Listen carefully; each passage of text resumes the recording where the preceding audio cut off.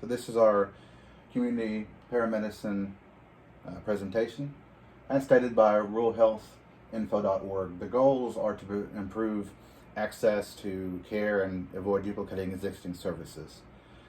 Every community has needs that may or may not be met by existing programs.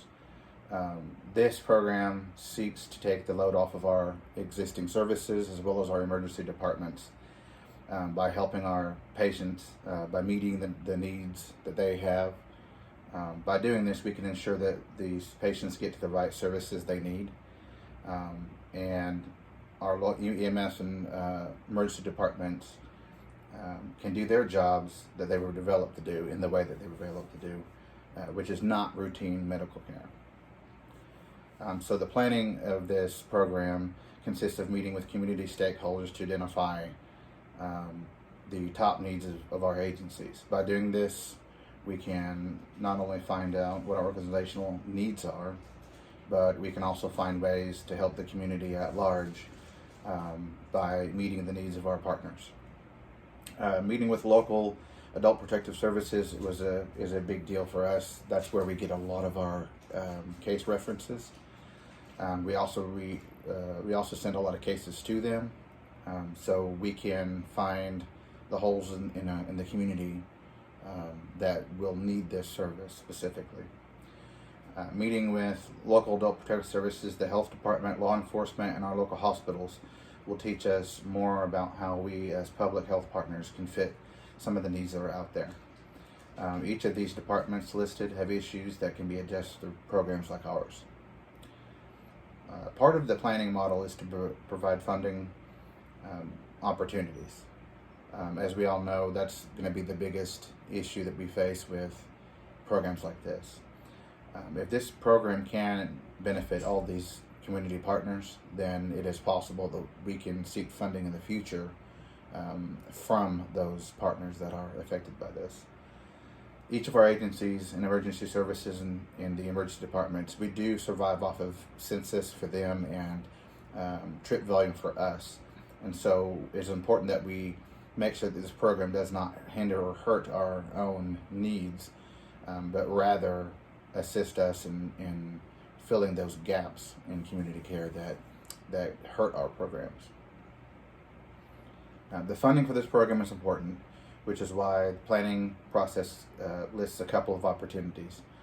One such opportunity is simply by the savings that we're going to have by taking the pressure off of our existing units.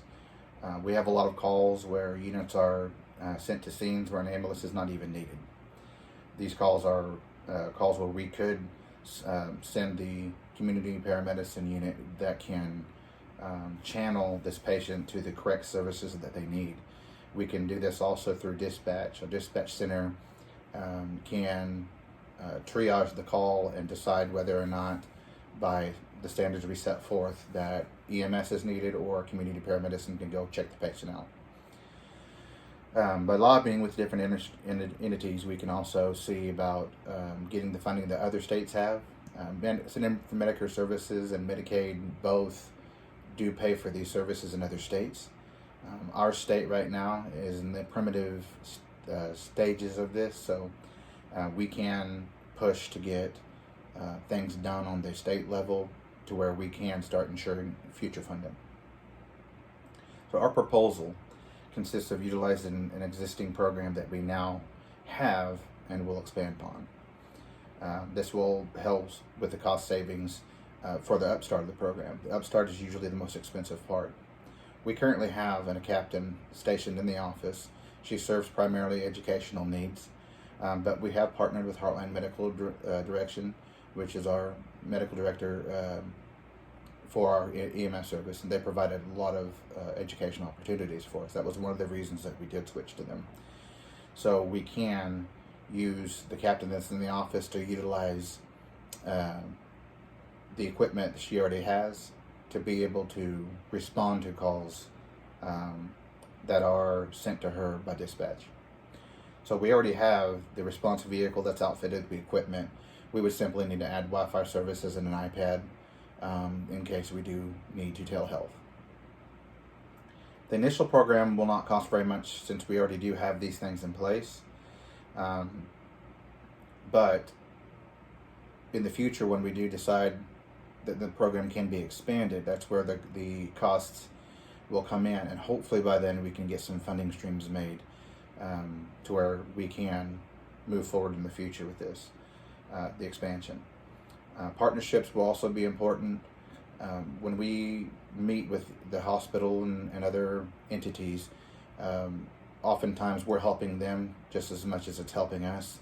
And so there could be funding that comes our way in the future with these different entities. We will partner with a 911 center. They're going to be one of the primary stakeholders in this. They will be the ones that can dispatch us rather than an ambulance to certain scenes. Anything that that they do will be overseen by us, so that they don't do anything to get anybody in trouble.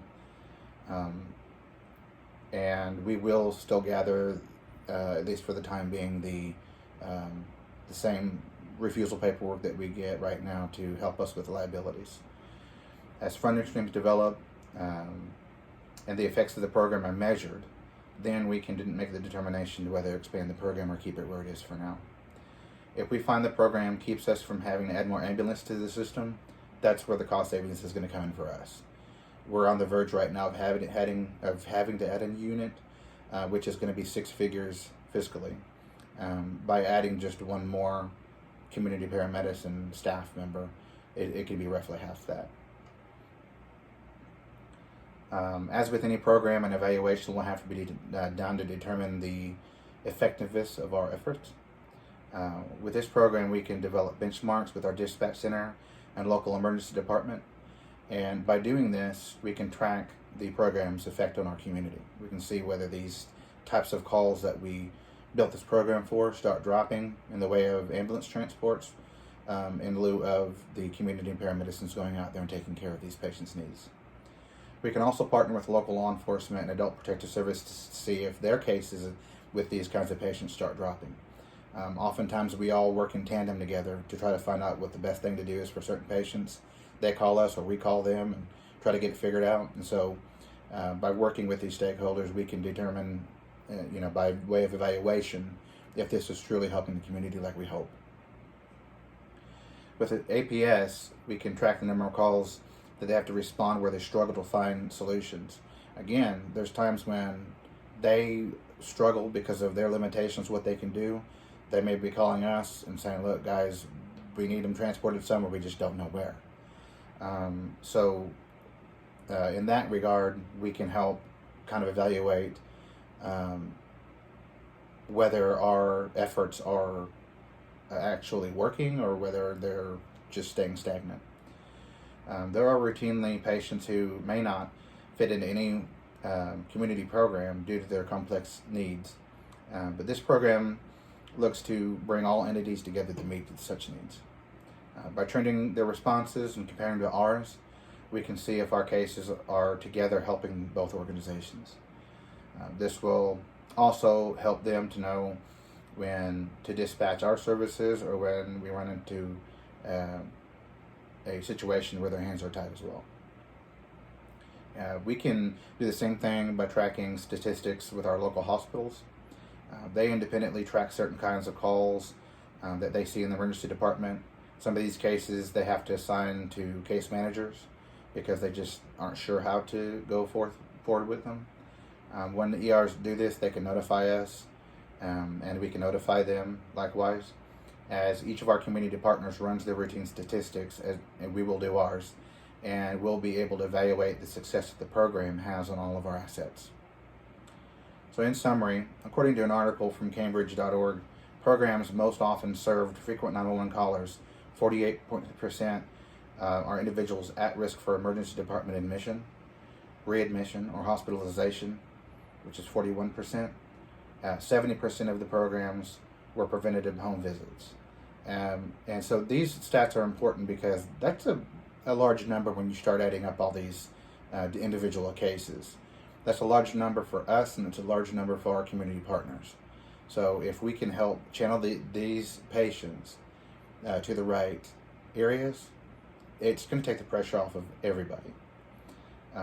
These are the populations that we will routinely serve with our community paramedicine program.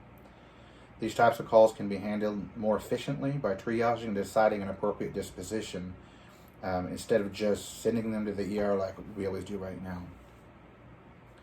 By removing the stresses from our EMS system and local emergency departments, we can save money for the taxpayers.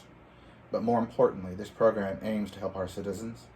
Oftentimes, these citizens are our most fragile and underserved. By combining the minds of our community stakeholders, we can help all community stakeholders that are at-risk citizens and our underserved patients as well. We believe this program will be a win for all, and we ask for support.